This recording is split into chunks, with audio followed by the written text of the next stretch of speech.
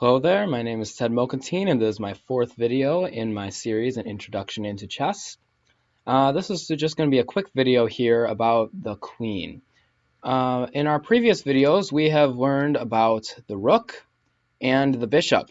We were learning how the rook moves horizontally and vertically, and how the bishop moves diagonally.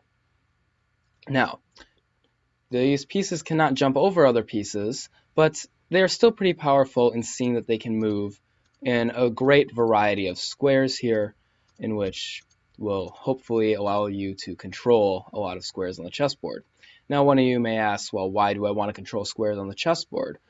The more squares you control, the better chance you're going to have of stopping your opponents and eventually checkmating the enemy king. So you're going to want to control as many squares as possible. Now, the one piece we have not covered yet in great detail is the queen. The queen is a piece in which it's a rook and a bishop combined.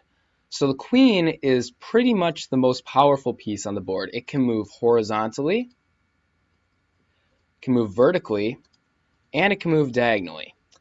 It can also go as many squares as it wants. Unlike the king can only move one square in each direction, but the queen can move as many as it wants in each direction. This allows the queen to move pretty much everywhere on the board. Queen takes the same way that it moves. It will just end up taking, and it will knock the other piece off the board. Queen, like the rook and the bishop, cannot move through other pieces, but the queen is still pretty powerful, allowing it to control multiple squares on the board.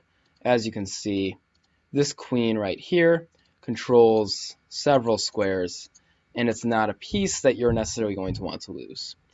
You start off with only one queen. However, if you manage to get a pawn all the way to the other side of the board, let me put a pawn on the board here quickly.